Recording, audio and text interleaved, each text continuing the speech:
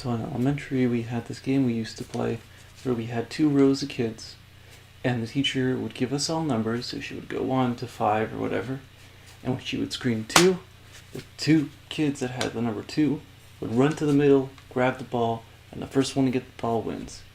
So let's take out half of the students and just concentrate on one side. So we have 5 students in front of us, and when I say 3, the third student runs up, takes the ball, goes back to his spot. That's how arrays work. You can call one of the numbers, and then you'll get whatever's at that position. Now with arrays and lists, they start counting at 0, so they go 0 to 5 or whatever. So if you want the second student, you're going to have to call the first index, because it goes 0, 1, 2, 3. So you're going to have to go 0, 1, and 1 will be the second player in the array. Alright, so we talked about how array and lists work. Now let's get into the code. We're going to use JavaScript this time. Maybe I'll change it up next time. JavaScript just has arrays, but the lists work very similar. The only difference is that lists in lower level languages are an unlimited amount of space, whereas so you can keep adding to it. Where arrays you have to declare how many spaces. So like this array will have 10 spaces, and now it will be limited to that amount of memory. So let's go in here and let's type in var array, or we had students in the example, right? Students equals an array. Now that's what an array looks like. It's 2 square brackets, and inside it has different contents. So here we're gonna do the students. So we have Bob,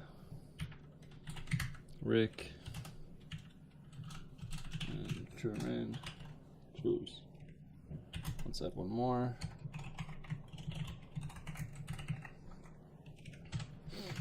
So we have 4 students in the classroom, and as we've seen before, we can use console.out to print out to the console. And let's say I wanted to grab Bob. So I talked about how arrays start with 0 instead of 1. So we count from 0 and on. So we're going to want to take the 0, the name at the 0 index. So it goes like this: 0, 1, 2, and 3. So the way we're going to do this is we're going to first call the variable, so students, and then next to the word students,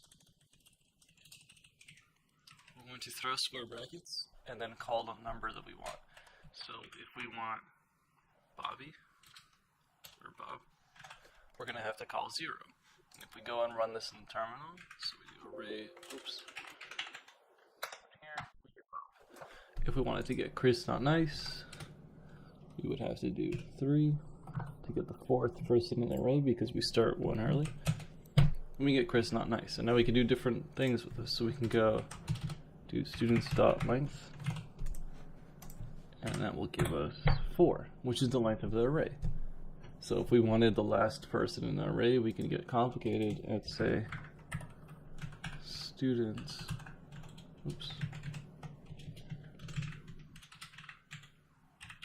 students.length -1. Because if we try and do, so let's try and do this first. So then students.length is going to equal 4.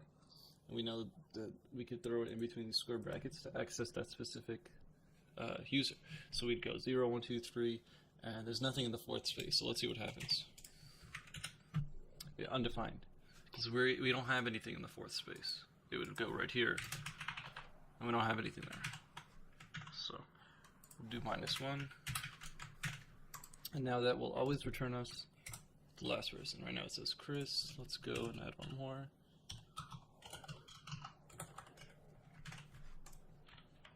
It says .joshua. You can just keep adding, it will always stay for the last one. So again, let's go back to the start. Students. I want to grab German Cruise. So I'm going to see 0, 1, 2. So I'm going to throw 2 in there. And I'm going to print out 2. This is pretty simple, and arrays don't get that complex until you start adding arrays inside of arrays. So we could do an example of that. So let's say we have our classrooms, and we have 2 classrooms. We have classroom A and classroom B. Now classroom A has 3 students. Classroom B has 2 seconds. This is what's considered a multi-dimensional array. Within the one array that we have, so let's say we had 1. Right? Now between that, each one has its own rows. So we got 1 dimension, we got 2 dimension, and if you put a third one, you can even get a cube, pretty much, the 3rd dimension. So now if we wanted to console.log, let's say we wanted to get Chris not nice, so he's in class B. So first thing we need to do is type out the classrooms variable. If you don't know what variables are, I went over it in the video before this one. I recommend it because you learn a bit about why I'm just writing the word classrooms.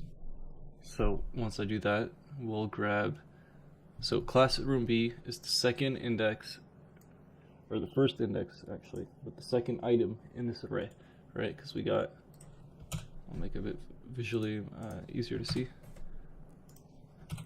So we got, within the big array, 2 items. We want the second one. So we saw by doing 1, because we start at 0, then we go to 1.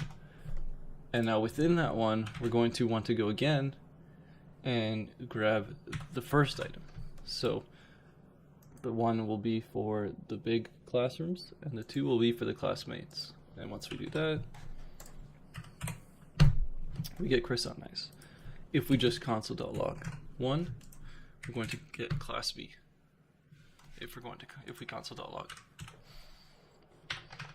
the first item, we get the first classroom. Pretty simple. And you could just keep this going with more and more and more. There's no, like I said, there's no limit unless your computer can't handle it. What I'll be going over in the next video is, or in one of the next videos, will be loops. So if you wanted to go through all of them, let's say we wanted to, in this case we could just do an example of one. Let's say we wanted to change Chris not nice to just Chris. So we could do classrooms. We can grab classroom 2 and grab Chris and then make that equal to Chris. And now if we pull out the console.log again,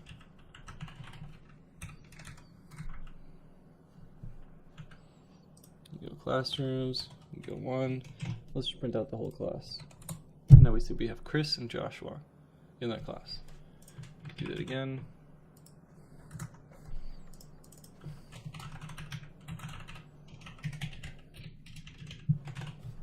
Grab that.